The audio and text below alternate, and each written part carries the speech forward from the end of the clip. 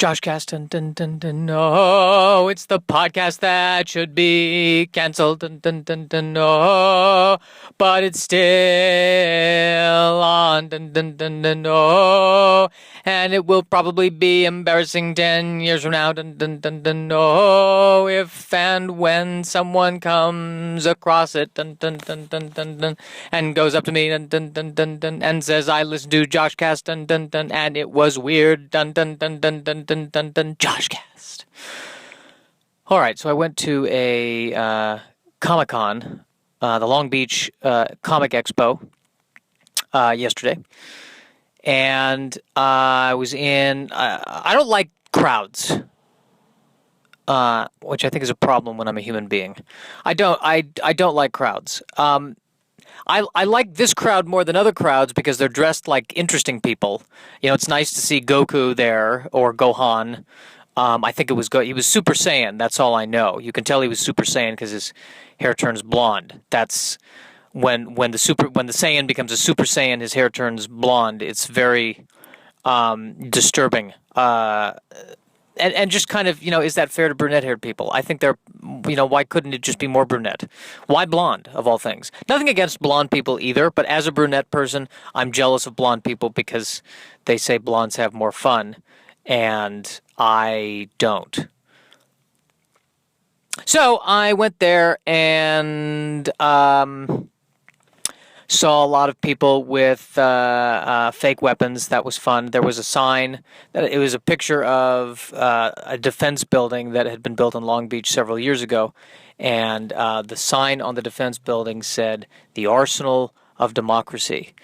And that's a terrifying phrase right there. Also hilarious. That's how you know something is terrifying, when it is also hilarious. I think when both are true, you're in trouble. The Arsenal of Democracy. That good killing people, but don't worry about it.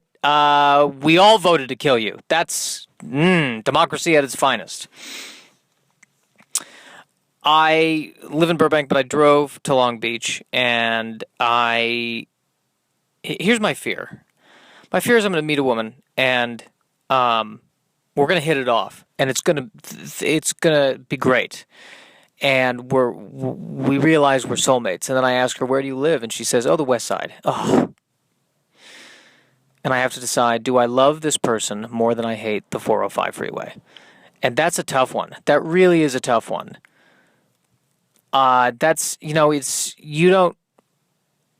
They say love is never having to say you're sorry. I think love is dealing with the 405 to get to the person you love. That I think is true love. That's you. If you really want to know if the person in your relationship loves you, move to Los Angeles and you go to Burbank and they go to the West Side, and let's see how long it lasts. And if it lasts more than a day, put a ring on it. That's my thinking. I'm wondering a lot of the problems that I have to do with me being an only child, because I've noticed that when I'm out in public, I always get annoyed when I'm not worshipped as a god. I think that two of those might be related somehow. I also came to the realization today, by the way, that this is why I love therapy so much. Therapy is, you're really paying to be an only child. That is exactly what therapy is. I highly recommend it. For those of you who have, 15 siblings, who am I?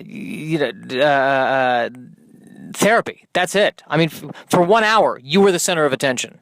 It's beautiful. It really is beautiful.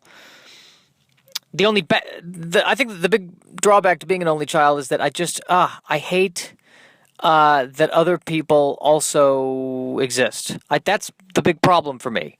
It was just so much easier when I was the king, but now I'm one of a billion people. 6 billion people, I think, is the most recent count. And that's just hard. I don't like that. I don't like big crowds. I don't like a lot of people. I don't like talking to people. I don't like being near people. And yet I'm lonely. Welcome to my life.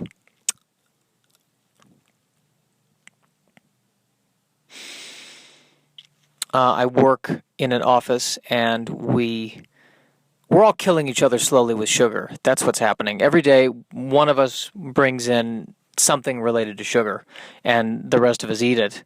And I think we're 6 months away from just a room full of skeletons. I really think that's where we're going. I have no self-control whatsoever, and if you put sugar near me, you've won. That's how you win. That's how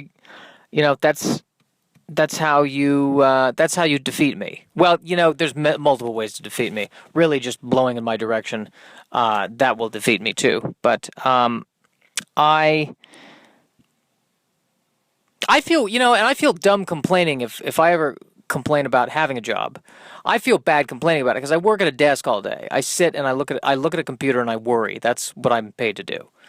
And I don't feel like I can't complain about it next to a construction worker when their job is to dangle from the top of a building. That they deserve to complain. What am I complaining about? I couldn't figure out Excel. My life. But on the other hand, it's somehow staying in the same office, looking at the screen all day. It is very draining. And what I'm trying to figure out is, would a caveman, if I offered the caveman the opportunity to live the life that the caveman is currently living, versus working at a desk, I'm trying to figure out what the caveman would decide. I think that the caveman would genuinely give it a shot working at the desk until he was asked to do anything related to Microsoft Outlook. Then he would kill everyone else in the office and go back out to the savannah. That's my theory on that.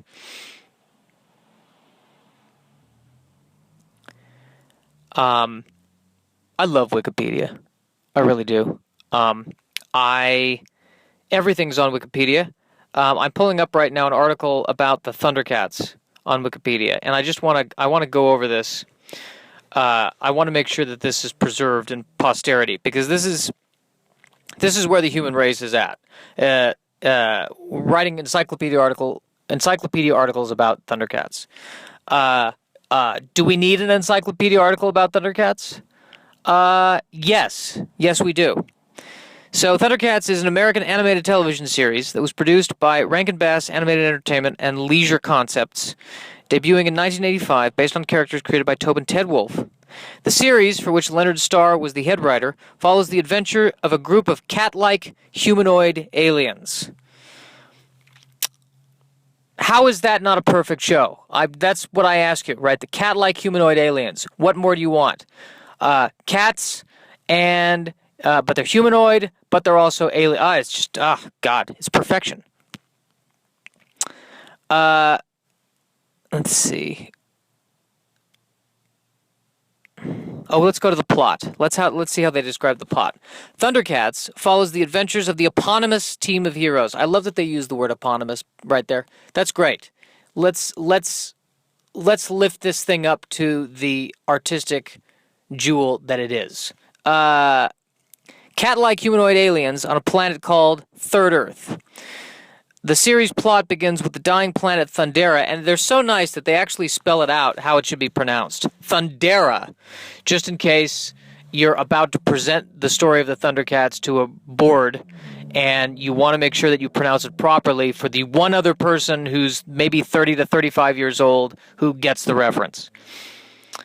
So that their planet Thundera is meeting its end, forcing the Thundercats a sort of Thunderian nobility. Again, I feel like a professor.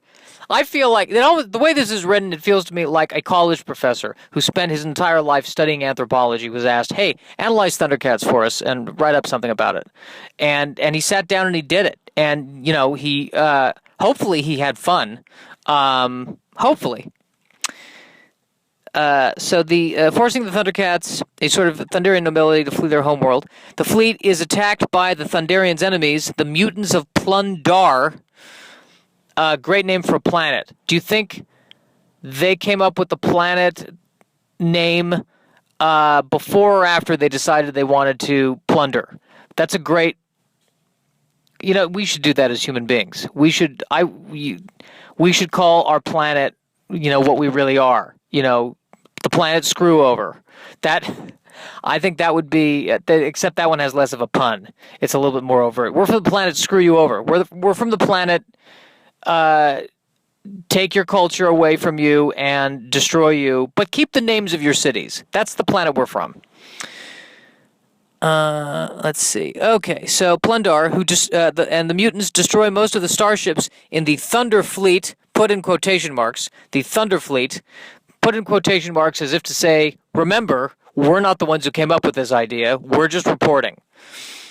But they spare the flagship, hoping to capture the legendary mystic Sword of Omens they believe is on board. The sword holds the Eye of Thundera, the source of the Thundercats' power, which is embedded in the hilt. It's interesting that the power source is in a sword. That's an interesting. I never thought that never occurred to me before. Putting the power source in the sword, which I feel like the modern version of that is you put the power source in a gun. That's kind of scary. That's not only am I holding a gun, it's also a nuclear reactor. So no, give me your money. Though the mutants damage the flagship, the power of the Eye drives them back. Now, I've got a bone to pick with Wikipedia on this. Technically, it was Lion-O who picked up the sword, and the sword and the power of the sword threw them back. But Lion-O, he did help. The sword didn't get up on its own. Lion-O, provided some assistance there. I think that's Wikipedia for you. This is what freaks me out. Now, granted, it doesn't matter. It's a minor detail. But what if Wikipedia is writing about major world history? It does write about world. What if it's leaving out a minor detail about something that could be useful, like the depression. The depression was caused by this, and that's the thing we need to know. That's what terrifies me. It's these details get forgotten, and if we don't know the real story of Thundercats, we're doomed, people. We're doomed. I'm turning into a talk show host. Let's see. So the power of the Eye drives them back, hooray, but the damage to the ship means the journey to the original destination is not possible, instead having them journey to Third Earth. So there were 2 Earths before, something happened to them, and now this is Third Earth.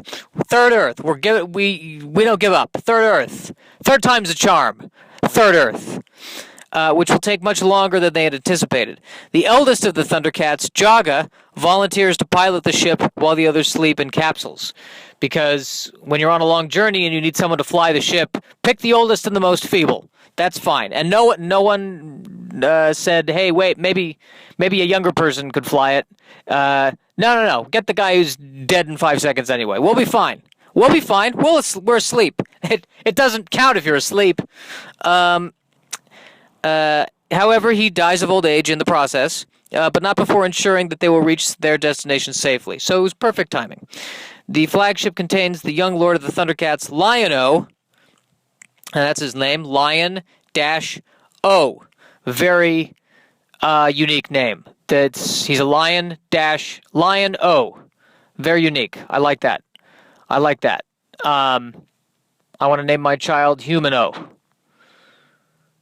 Who would stop me?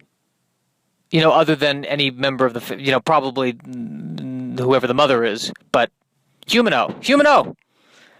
Yeah, Human-O. That's my son. Why are you looking at me like that? What's the name of your son? Hunter? Yeah, big deal.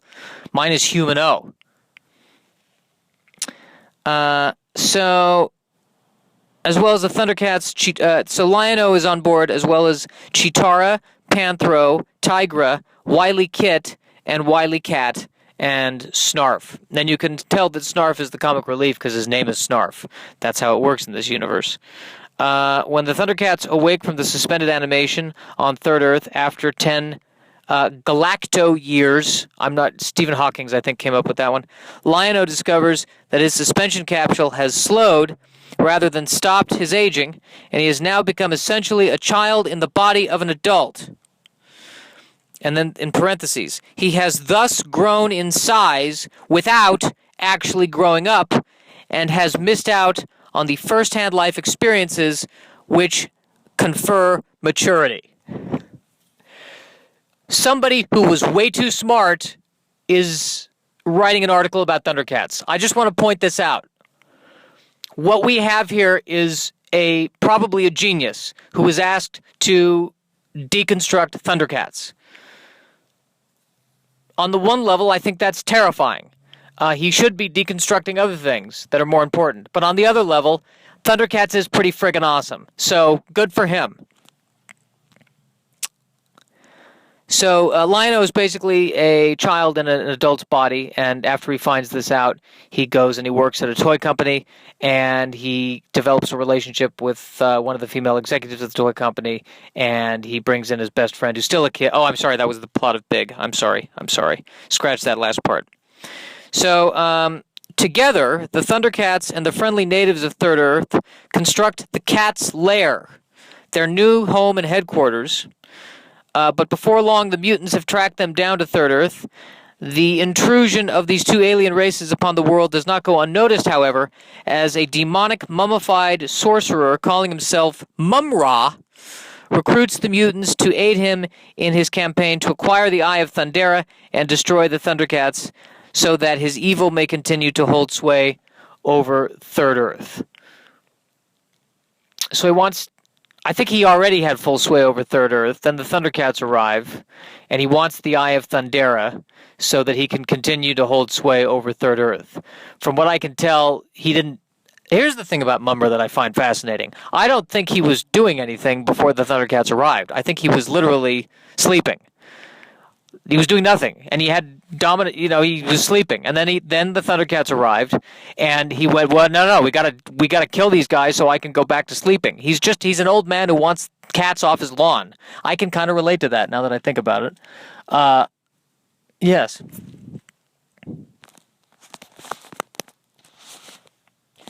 So I just spent.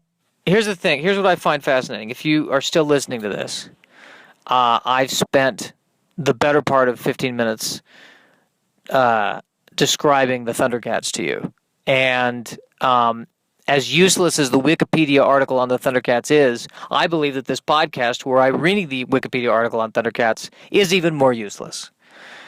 And I celebrate the fact that you and I have had this journey together. I don't know who you are, and whoever you are, I think that you should brave the 405 to go have sex instead of listening to this. I think that would be much more beneficial for you and for the person and for the 405. This is the end of the podcast. The end of the podcast. And the children sing and the children play. This is the end of the podcast.